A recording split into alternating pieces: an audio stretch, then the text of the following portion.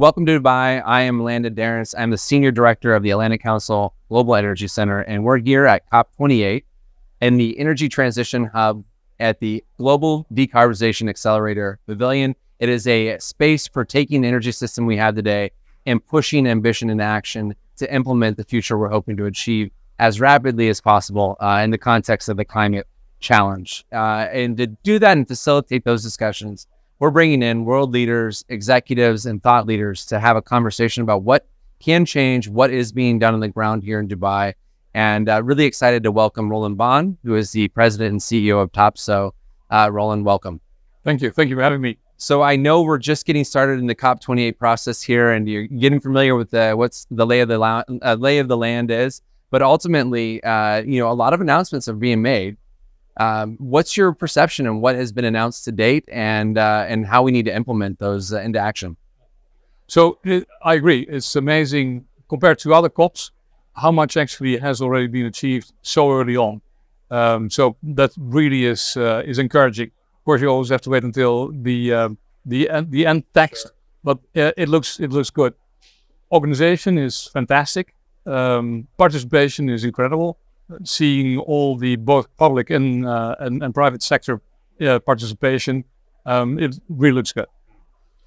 Now, what we expect is probably something what we hope for coming out of this COP is to have a bridge between all these ambitions and where the rubber hits the road, the execution. And just as an example, if you look at the announcement that we want to triple by the end of this decade the amount of renewable power, that equates to about 9 terawatts of capacity in 7 years, so over a terawatt a year. Reality of today is that last year, 22, we added 300 gigawatts worldwide. The IEA is forecasting that it will go up to 450 gigawatts by the end of this decade. Do the math, we're 60% short. So I'm not saying that it won't happen, but we have to realize what the challenge is, and we need to do something in a very different way in order to get to that ambition. Well, you mentioned the diversity of people and those attending, both government officials, but also industry that are here in Dubai for COP28. Obviously, bringing some and facilitating that change that you're looking for requires that kind of collaboration. What are your expectations from policymakers to help make an enabling environment for industry? So we had this morning, we had a round table with Dave Turk, the Undersecretary of Energy. And it's really encouraging. I mean, they are on it, and they really want to hear what we as the private sector, what we are encountering, what we see. There was a few NGOs as well. Sure. So that interaction is fantastic. And ultimately, what we strongly believe in is that the whole energy transition space is so big, it is so new, that no one can do that on its own. You need to have the partnerships, you need to have this interaction, you need to get partners to move forward and go to the journey.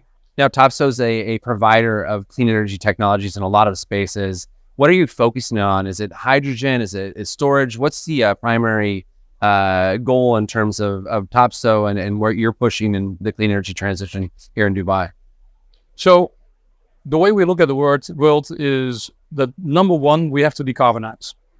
And there are several technologies. We are technology agnostic in a way, but we put it in 2 buckets. Bucket number one is what we see as transitional. And in there you find the blue and the bio solutions.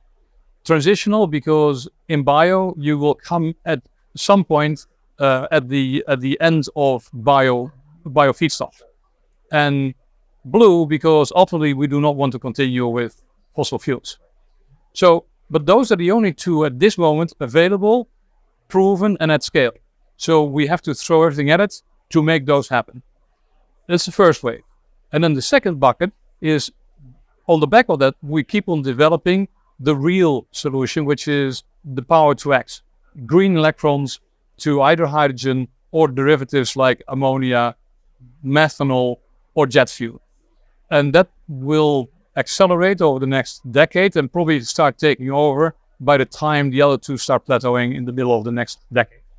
Some of those technologies are obviously a little bit more challenging. The conversation around SAF in particular. Do you find receptivity? We're just 2 weeks after the Dubai Air Show. Obviously, this is something that's even inherently important to the country itself and the Emirates. Do you see adequate attention being provided to these next generation technologies here in the conversation, the climate conversation? There's a lot of attention. SAF is probably the biggest thing at the moment that's being talked about globally.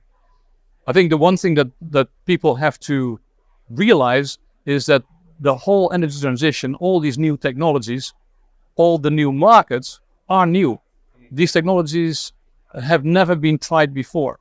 We are building a manufacturing facility for electrolyzers, 500 megawatts of a new technology called SOEC. Has never been done before. There is not a single SOEC electrolyzer operating today apart from ours. In general, this whole market, I think there's only 300 or 400 megawatts of electrolysis built up to now.